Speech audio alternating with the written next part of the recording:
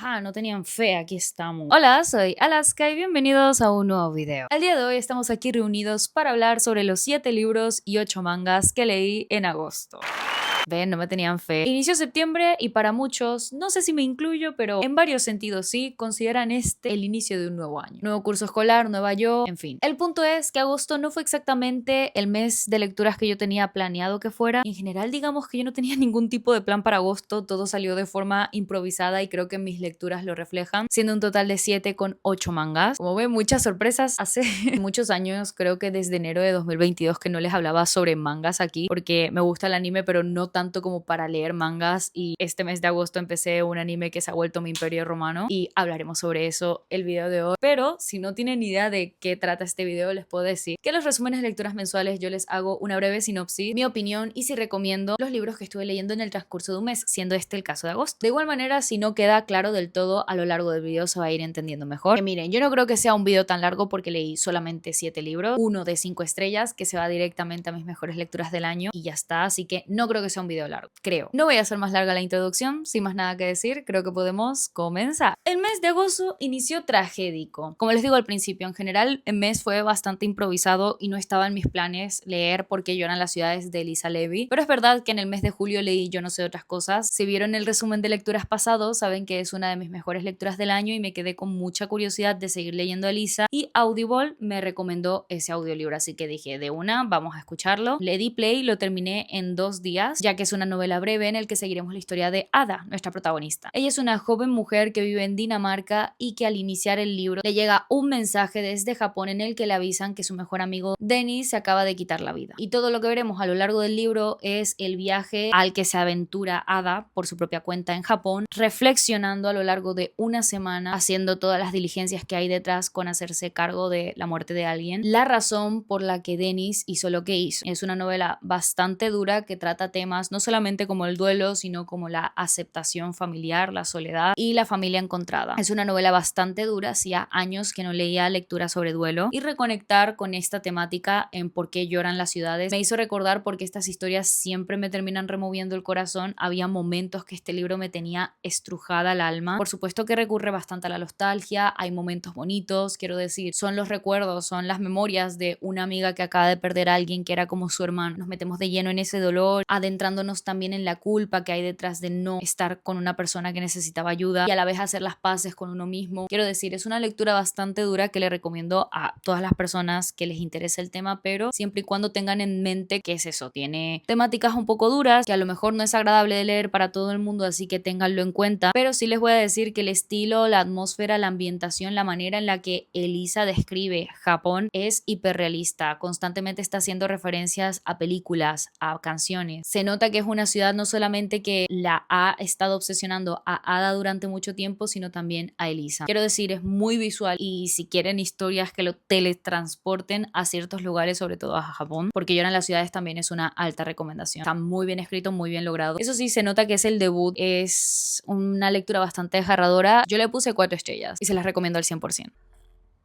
Pausa de hidratación para hablar de la lectura de 5 estrellas del mes de agosto, que compré de manera improvisada, pero no tanto improvisada porque me dije a mí misma, no hay manera que compre otro libro que no sea este en concreto porque es el que quiero leer, y graciosamente lo tenían incluso en la edición que yo quería, y ese es Menos que Cero de Bret Easton Ellis. Lo compré en Salamanca y no contenta con comprar el libro que yo quería comprar, sino que lo empecé y lo leí en el mismo mes que lo compré. Hice una reseña breve, así que es probable que tenga idea de qué trata este libro, pero por si no es el caso, les puedo decir que aquí seguimos la historia de Clay, nuestro protagonista y narrador. Un chico de 18 años que al iniciar la novela está volviendo a su casa en Los Ángeles desde la Universidad de Vermont, en la que acaba de cursar su primer cuatrimestre y está regresando por las vacaciones navideñas. La cosa es que Clay es hijo de 2 personas muy famosas y exitosas, un director de cine y una modelo, tiene 3 hermanas, y la vida que tiene Clay es una bastante pudente, privilegiada, adinerada. Quiero decir, tiene acceso a todo lo que quiere en el momento que quiere, cuando quiere y como quiere, y toda la gente con la que se codea, su grupo de amigos, los amigos de sus padres y su mundo es ese, el de gente que tiene un poder adquisitivo absoluto. La cuestión es que a lo largo de todo el libro y de manera no lineal ni dividida en capítulos, es decir, es una lectura bastante difícil de la que leer, no está escrita de una manera agradable para el lector. Lo que veremos es la razón por la que Clay quiso irse tan lejos de casa, por qué decidió irse a Vermont, al otro lado del país, viviendo tan cómodamente en Los Ángeles, sobre todo centrado desde un punto de vista de crítica a esa parte de la sociedad que tiene control y acceso a absolutamente todo, el vacío por dentro que lleva esa gente y lo que es capaz de hacer con tal de llenarlo. Es decir, ¿qué te puede llevar a pensar el tenerlo todo? No ver límites. ¿Qué le hace eso a tu mente? No tienes ambiciones, no tienes deseos, sencillamente quieres algo, vas, lo consigues, sin dificultades. La cosa con esta lectura y sobre todo con Clay como protagonista es que él, al estar tan inmerso en este mundo y tenerlo tan normalizado, no es feliz del todo formando parte, pero tampoco sabe cómo salir de él. Es una lectura muy inmersa, difícil de leer, con escenas profundamente explícitas en cuanto a abuso, también causarle daño a otras personas, el uso de sustancias y por supuesto malas palabras. Este libro me recordó muchísimo a mi año de descanso y relajación de Otessa Moshfegh, sobre todo desde el punto de vista del vacío. Gente que sin importar lo que haga es incapaz de verse motivado, conmovido, de sentir algo. Clay como narrador siento que retrata esto muy bien, no solamente desde su punto de vista, es decir, lo que siente él, sino todo el mundo de su entorno. Es una novela que puede parecer por momentos incoherente, paradójica, no tiene conectores, no tiene conexiones, es rara, pero la intención con esta es mostrarte que así funciona la mente de gente que está vacía, de gente que no tiene por qué hacer nada para intentar solucionar ese vacío, que está feliz formando parte de ese vacío y de hecho lo fomenta. También me recordó en cuanto a el tema de los excesos, porque obviamente al ser gente con muchísimo poder tienen también acceso a un montón de sustancias ilícitas también de manera ilimitada, a la serie Skins de Reino Unido, porque hacen referencia, uso y escenas de este tipo de sustancias en cada ocasión que puede de manera extrema y puede que no lo esperen, pero también me recordó al Guardián entre Centeno de J.D. Salinger, más que todo por el poco filtro que tiene la historia. Mucha gente se ha de preguntar mientras lee este libro, ¿un equipo editorial entero leyó este libro y dijo sí, vamos a publicarlo? Ningún editor le dio consejos a Bret Easton Ellis de cómo conectar la historia de mejor manera, darle un sentido al libro, porque una vez lo terminas dices que acabo de leer. Más o menos esa sensación me generó El Guardián entre Centeno. Tiene escenas que te pillan tan por sorpresa que te lleva a preguntarte esas cosas de verdad. Alguien leyó esto y dijo sí, vamos a publicarlo de verdad. Aparte de que Clay no demuestra ser un chico molesto con el mundo exactamente de igual manera, sí llega a cuestionarse, sobre todo de cara al final, el mundo en el que está. Es como un reflejo o un retrato de lo decadente y degenerada que está la sociedad actualmente, sobre todo en el Estados Unidos de principios de los 80, que es la ambientación que tiene este libro, pero pasados ya casi 40 años de esto, podemos darnos cuenta como lectores actuales que las cosas no han cambiado tanto y eso asusta un montón, porque si ya habían este tipo de novelas hace unos 40 años, criticando el mundo en el que se vive, la manera en la que está organizado, la forma en la que no se intervienen en problemas graves, sencillamente porque son gente con poder adquisitivo y si tienes dinero puedes hacer lo que se te da la gana, da mucho miedo. Eso, que no hayan cambiado las cosas de entonces, que todo siga igual. Es una novela que me dejó pensando durante días y que a pesar de tener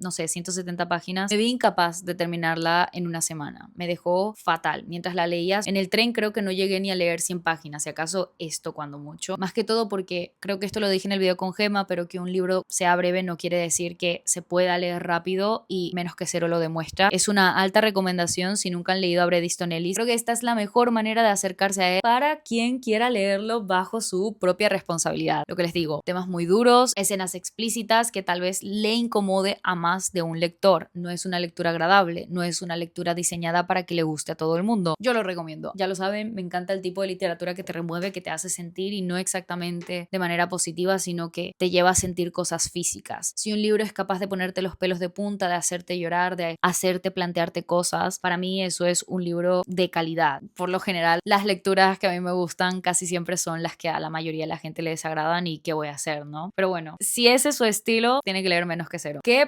pesada soy! Ahora sí, vamos a hablar de los 8 mangas que leí. Hablarles brevemente de uno, que si le prestan atención al fondo, pueden ver que forma parte ya del fondo de la estantería. Y se trata de Dan Dan Dan. Seguramente les suena como mínimo el título porque es uno de los animes más vistos de Netflix justo ahora. Mi hermana me habló de él el año pasado, pero no fue hasta este mes que me salieron edits de Ocarum, que dije, ok, voy a darle una oportunidad al primer capítulo. Me fui a verlo a Netflix y chicos, me vi toda la primera temporada en una sentada y justo ahora es mi novela de los jueves. Así por lo que sea no les gusta el anime y no tienen ni idea sobre Dan Dan Dan, les puedo decir, en este libro se nos presenta a Momo Ayase y a Ken Takakura o Okarun, siendo Momo un año mayor que Okarun y bastante popular, mientras que Okarun es un fricazo. Le gustan los aliens y le hacen un poco de bullying. La historia comienza cuando una mañana Momo ve que están a punto de hacerle daño a Okarun y decide intervenir, hablar con él rápidamente, y lo que no sabía Momo es que al hacer esto se iba a ganar la amistad incondicional de Okarun para siempre, no sin antes tener una discusión, ya que Okarun piensa que a Momo le interesan los aliens cuando realmente ella es más una chica de fantasmas. La cuestión es que ninguno cree en la existencia del otro, es decir, Momo no cree en los aliens ni Okarun en los fantasmas, así que deciden retarse a ir a los lugares más recónditos para probar la existencia de dichas criaturas. Lo que no sabe ninguno es que al hacer esto terminarían viviendo las aventuras más locas y enredando sus vidas para siempre. Es una historia muy extraña con bastante fanservice y un montón de referencias a distintos animes, a la cultura japonesa, sobre todo al Japón de los 90s, 80s. Hay mucha nostalgia en la historia, pero sobre todo es bastante aleatoria. Hay paneles muy chistosos, también con fanservice y con situaciones que tú dices, ¿cómo rayos terminamos ahí? ¿Qué está sucediendo? No tiene absoluto sentido que de repente nos expliquen por qué los aliens se llevan a vacas. No es un manga épico en el que tiene una historia súper compleja donde la construcción de este mundo de fantasía y estas criaturas con poderes es el arco principal, sino de divertirse, de ser literalmente dos chicos adolescentes siendo chicos adolescentes viviendo sus dramas amorosos, solamente que con poderes de por medio, ya que, no sé si esto es spoiler, pero ya que en esa aventura que se retan a ser el uno el otro, Okarun termina siendo, le cae una maldición que lo convierte a él en un yokai, en un fantasma, solamente que un fantasma con unos recontra mega superpoderes increíbles, mientras que Momo, al tener un contacto con alienígenas, estos deciden aparearse con ella, ya que cuenta con una belleza que los aliens quieren tener en sus crías. Pronto descubre que tiene poderes de telequinesis y lo que veremos a lo largo de todo el manga pues son las aventuras que tienen Okarun y Ayase tratando de encontrar la forma de sacar el yokai del cuerpo de Okarun y devolverle lo que le falta, porque una vez Okarun obtiene estos poderes, sus dos testículos desaparecen.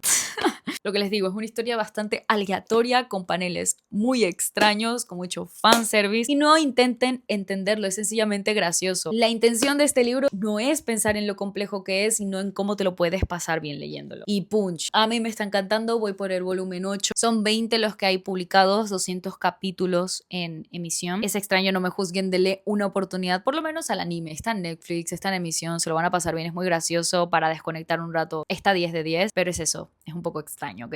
Mi tercera lectura que hice en el mes de agosto es Carcoma, de Laila Martínez. Esta es una novela breve de terror que se hizo bastante popular, sobre todo el año pasado, que tenía mucha curiosidad de leer, y cuando vi en Audible dije, jazz para mí, lo voy a escuchar, y también lo terminé en 2 sentadas, por lo mismo que es bastante breve, pero tal vez las expectativas al ver que era un libro bastante famoso le jugaron un poco en contra en cuanto a mi opinión del libro. Y a ver, antes de hablarles de eso, creo que es importante saber que en Carcoma seguimos una historia narrada desde el punto de vista de una abuela y su nieta, es decir, ambas son igual de protagonistas, iniciando con la nieta siendo acusada de haber acabado con la vida del niño pequeño que cuidaba, y todo lo que veremos a lo largo de Carcoma son las consecuencias que tienen la vida de la nieta y su abuela tras esta acusación, ya que viven en un pueblo muy pequeño en el que todo el mundo se conoce, y esta noticia se vuelve de dominio nacional y ganándose de enemigo a los padres de este niño pequeño. La cuestión es que los padres son de las familias más adineradas del pueblo. En medidas generales es una novela profundamente emocional, es decir, movida por los sentimientos, y no cualquier sentimiento, sino unos densos y pesados como lo son el rencor, el odio, la venganza y la inconformidad. Y mi problema sobre todo es que la historia se queda atascada en esos sentimientos, no evolucionan, ¿saben? Los primeros capítulos están muy bien conseguidos porque te introducen a la historia de una manera muy descriptiva, muy visual, tú la puedes ver muy bien y sobre todo la puedes sentir. Hace recurso de eso, de el desagrado, de imágenes que impresionan mucho al lector, como insectos, como olores. Y en ese sentido el inicio está muy bien conseguido, pero el problema está cuando ya se profundiza en temas de traumas familiares, de problemas que han tenido la familia en el pasado que los llevaron a vivir la situación en la que están justo ahora la nieta y la abuela. Es decir, la historia no es cronológica, salta constantemente entre el presente y el pasado y yo no tengo problemas con eso, pero mi cuestión es que no veía ningún tipo de rasgo redentor en la historia, ningún tipo de bondad en ningún personaje. ¿Es eso negativo? No del todo, pero sentía que leía al mismo personaje una y otra vez y se supone que eran personas distintas, la madre de la nieta, la hija de la abuela, de repente el padre, el otro interés amoroso, el vecino, todos se sentían como la misma persona. Es como si en el pueblo o los personajes estuvieran condenados a tener solo un tipo de personalidad, lo cual puede ser un recurso para tratar de reflejar las vidas de los pueblos, cómo la gente se terminan convirtiendo todos en la misma persona y lo difícil que puede llegar a ser desatar nudos con la gente, metafóricamente hablando. El libro es bueno, está muy bien escrito, sin duda alguna voy a seguir leyendo a Laila Martínez, pero mi problema con él fue que lo sentí estático, plano, no profundiza en nada y a mí me hubiera gustado ver un poco más, ver que la historia llegara más allá, que no se quedara todo en es venganza, es odio y es rencor. Y fíjense que a mí me encanta ese tipo de narrativa en el que se muestra el mal que hay en el mundo y cómo a veces no tiene que tener una motivación o justificación, simplemente la gente es mala porque sí y punto. A mí esas cosas la verdad es que me interesan bastante, solamente que aquí las sentí desmedidas. No se trataba de un personaje que era malo y trae un montón de consecuencias en la vida de un montón de personajes que no tienen la culpa que un personaje sea malo. Es que todos son malos y odian y hacen el mal. Y es lo que les digo, sentí que estaba leyendo el mismo personaje una y otra vez. A veces incluso me costaba distinguir a la abuela con la nieta, con la hija, ¿saben? Le puse 3 estrellas, de igual manera lo recomiendo, sobre todo si temas, asuntos familiares, traumas familiares les interesa. Estuvo bien. En agosto también leí una novela infantil bien bonita, a la que también le puse 3 estrellas y me prestó Gema, chicos. Que de hecho, si vieron las recomendaciones que le hicimos Gema y yo hace un par de semanas, vieron que Gema les habló de su imperio romano Fairy Oak y me lo dejó. Lo estuve leyendo este mes de agosto, estuvo súper bonito, muy reconfortante, se sintió como un abrazo cálido. En este libro seguimos la historia de el poblado de Fairy Oak, una especie de isla en el que viven un montón de haditas y gente no mágica conviviendo felizmente. Cada uno tiene su trabajo, su casa y todos se quieren mucho. Y la historia arranca con el nacimiento de un par de gemelas en el seno de una familia mitad mágica. La cuestión es que la magia o las hadas se transmiten la magia entre tíos y sobrinos y se supone que a las gemelas les toca recibir la magia. Sin embargo, al ser gemelas está esa cuestión, esa duda de si la van a recibir o no. Una de ellas o ambas o ninguna. Y lo que veremos en este libro, arrancando con el solsticio del verano, es la incógnita, es resolver si las hermanas gemelas consiguen ser hadas o no. El libro es súper bonito porque no únicamente se trata de la historia de estas gemelas, sino de su vida en este pueblo en el que todo el mundo se conoce y todo el mundo se quiere y de repente vienen unas hadas nuevas a generar un poco de disturbio, la gente no las quiere allí, pero al final sí se terminan haciendo con la gente del pueblo y luego el panadero que les regala galletas a los otros, o sea, es una lectura muy tierna, es infantil, es perfecta para adentrar gente a la literatura, pero que se sintió como eso, como un cálido abrazo que la recomiendo 100% y es la primera parte de una serie de libros que probablemente continúe leyendo si Gema me los presta. Fue súper bonito, súper reconfortante y lo leí en 2 días, se lee en nada. Ahora sí, esto es un acontecimiento que ocurrió justo la última semana de agosto, no lo tenía ni pensado, sencillamente cuando ya me tocó organizar mi vida tras volver de mi segundo viaje del verano dije, ok,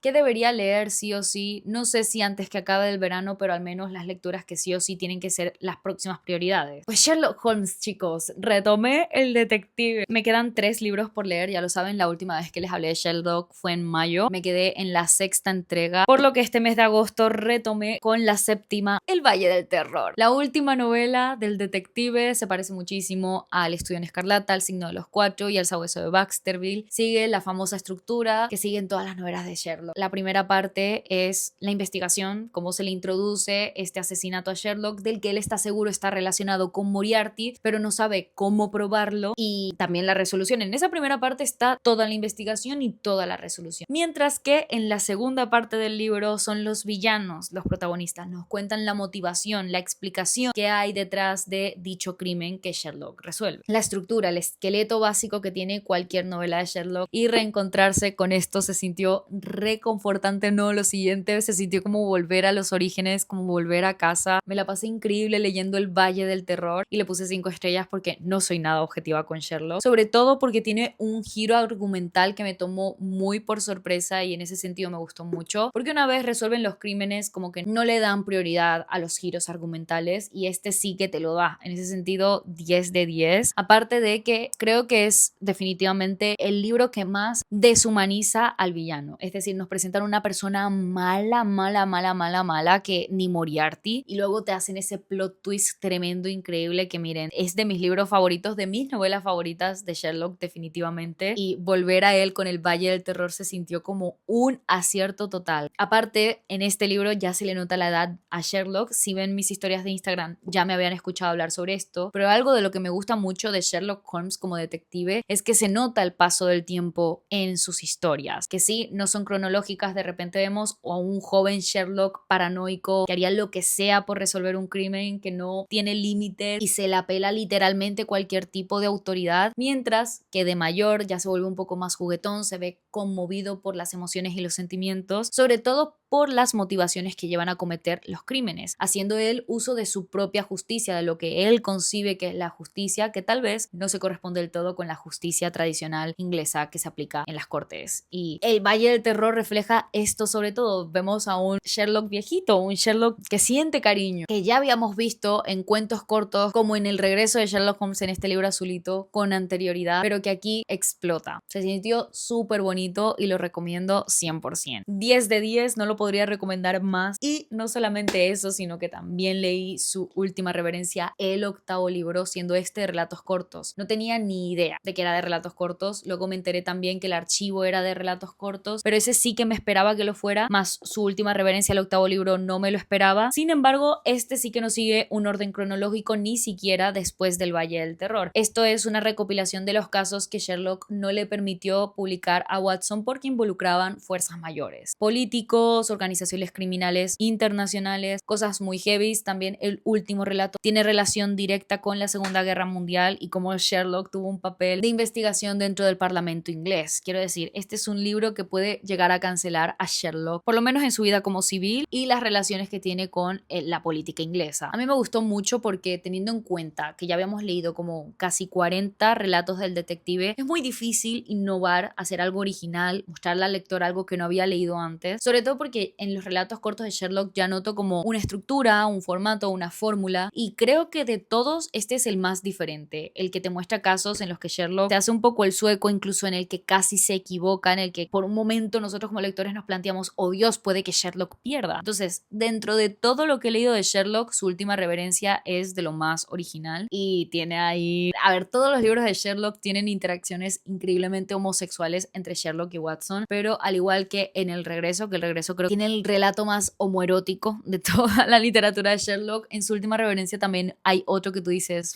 Watson, ¿eres rayita o qué? Y en fin, regresar con el detective este verano, o bueno, lo que queda de verano, fue una de las decisiones más acertadas que he hecho, sobre todo porque han pasado meses desde que no leía Sherlock Holmes y me enganché un montón, le tomé el hilo otra vez, estaba súper feliz mientras lo leía y me tenía fangirleando en cada una de las esquinas. Lo que sí les puedo advertir es que, claro, estas son una 7ª y 8ª parte, solo me queda el final, el cierre definitivo de Sherlock, y les digo esto para que se hagan una idea que una vez termine Sherlock Holmes se viene una cantidad ingente e insoportable de mí hablando sobre el detective en absolutamente todos lados, dando mis consejos para adentrarse a su literatura, orden de lectura, distintos tipos de orden de lectura, los análisis que yo he hecho de los libros, sobre todo de cara a la naturaleza de la relación entre Sherlock y Watson, la figura del perro dentro de toda la literatura de Conan Doyle, porque se hace 1.000.000 de referencias perrunas en cada uno de los libros del detective y yo no creo que sea gratuito. Pero bueno, solamente quería advertirlo, que se viene una era, vamos a empezar el otoño súper bien porque se viene una era en la que yo voy a estar hablando de Sherlock Holmes una vez a la semana como mínimo, así que agárrense.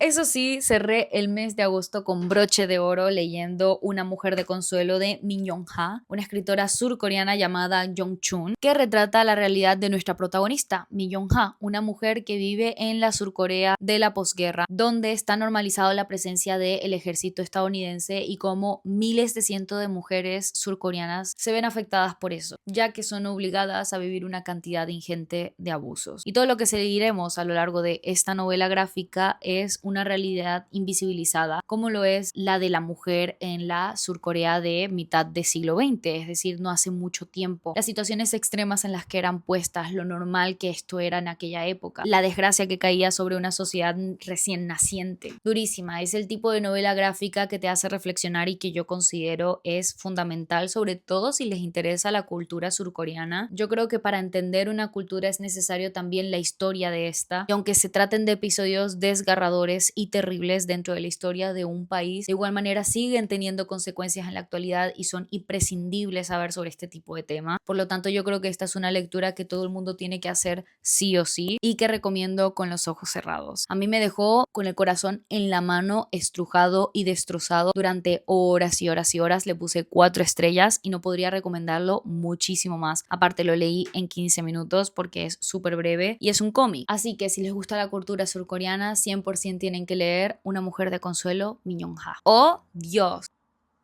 Hacía meses, creo que en todo el año, no me había sentado a grabar un video entero para YouTube y lo había terminado en la misma sentada en la que lo empezaba. Siempre me tomo pausas, siempre me echo una siesta, sobre todo porque hago videos muy largos y me cuesta un poco hablar durante mucho tiempo de forma seguida. Yo sé que ustedes ven los videos de media hora, pero yo no hablo media hora seguida ni de rayo. Pero bueno, como pueden ver, agosto no fue un mes de lecturas súper recontra mega extensas o demandantes y no leí tantas, lo cual estuvo muy bien teniendo en cuenta el mes que tuve, que fue bastante movido, pero me gustaría que septiembre sea un mes mucho más productivo en cuanto a lecturas y crucemos los dedos porque así sea. Lo bueno es que empezamos septiembre ya con el resumen de lecturas de agosto, así que estamos oficialmente al día. ¡Let's go!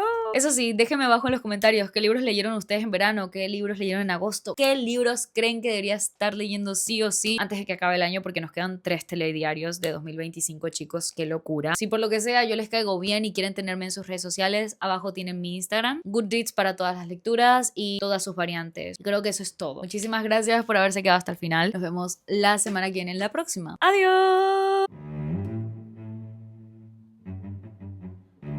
Got the one thing that I want. Ooh, I try to rationalize people, but it's like you're made of angel dust.